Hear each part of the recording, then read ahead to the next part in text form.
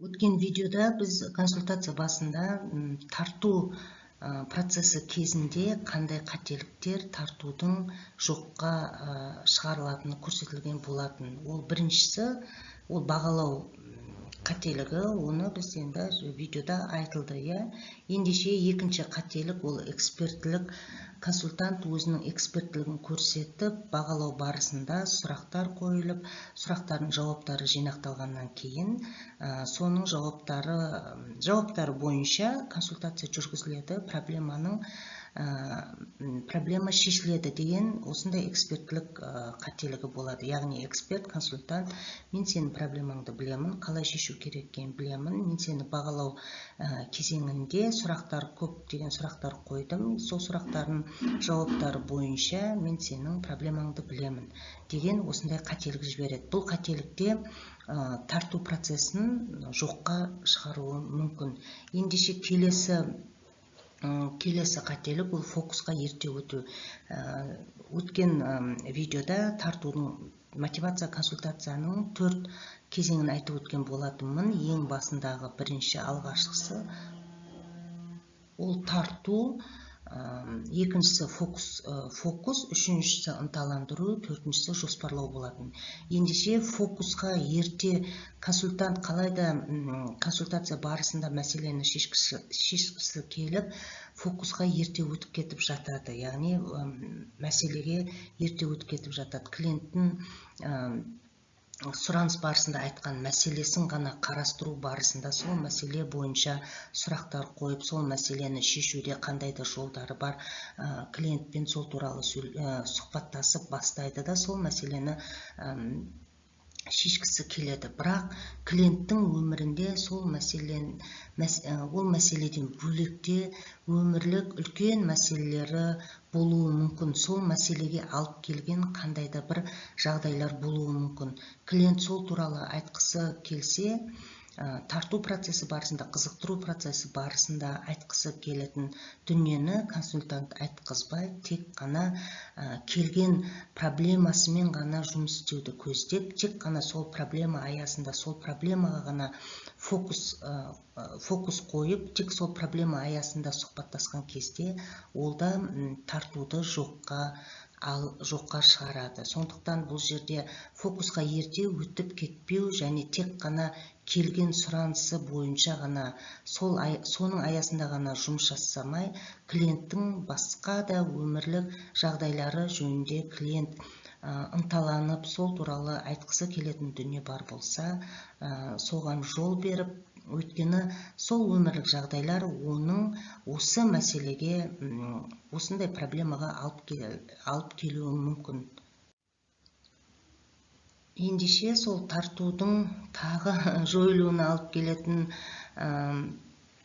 қақпан, ол ярлықтар, яғни клиентке ярлық қою.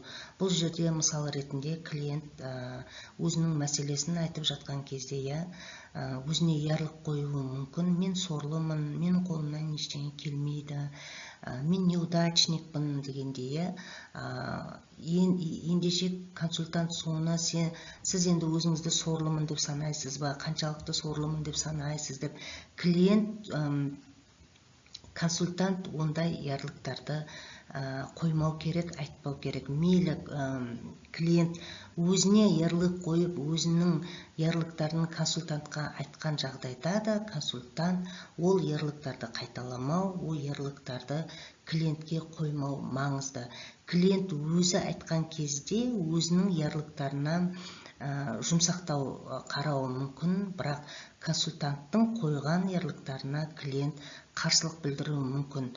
Мейлі ол консультантқа айтпаса да, тартудың жойылуына алып келетін қателік болып табылады. Сондықтан клиенттің өзіне қойған ярлықтарын жұмсартып, оны басқаша форматта айтып отыру маңызды. Мысал ретінде енді мен сорлымын деп айтатын болса, консультант оны перефраз жасап, ендеше менің түсінуім бойынша сіз қандай да бір жағдайлар сіздің өзіңізге деген бағаны төмендетуіне, өзіңізге деген талапты жоғарылатуына алып келген сияқты. Мен соны дұрыс түсіндім ба дегендей, сорлымын деген сөзді қайталамай жұмсартып өзіне басқаша форматта беріп отыру. Ендеше келесі қақпан ол айыптау қақпаны болып табылады.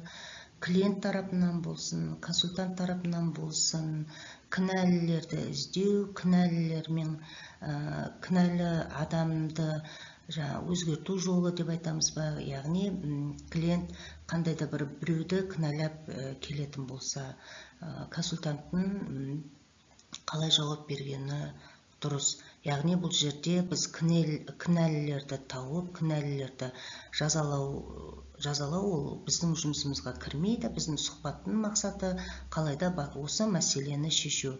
Кінәлау, кінә тағу, жазалау, тағысын тағы ол енді басқа мамандардың іс-әрекеті дегендей, осындай айыптау қақпанына түсіп қалмау, клиент те, консультант та түсіп қалмау маңызды. Консультант тарапынан кім кінәлі, осындай проблеманың туындағанына кімнің кінәсі бар дегендей форматта жұмыс жасаған дұрыс емес. Консультация барысында кінәлілерді табу, жазалау ол негізгі мақсат болып табылмайды. Ендеше енді соңғы қателігі ол бос әңгіме қақпаны, яғни клиент келеді, консультант қандай да бағыт-бағдар бермейді, клиент бос әңгімеге түсіп кетеді. Яғни әртүрлі өмірінің жан-жақты салаларынан деге басқа адамдар туралы тағысын тағы, яғни бос әңгіме. Ол консультация емес, тек қана босқа кеткен уақыт деп қарауға да болады. Бос әңгіме, клиент өзіне қызықты болып, өзінің қызықты тұстарын, өмірінің тұстарын айтуы мүмкін, бірақ ол бос әңгіме болып саналады. Және клиенттің өзі де оны бос әңгіме екенін түсініп, тартудың жойылуына алып келеді. Және келесі консультация деп немесе 4 процестің келесі процесі ол фокусқа өтуге өз кедергісін келтіреді.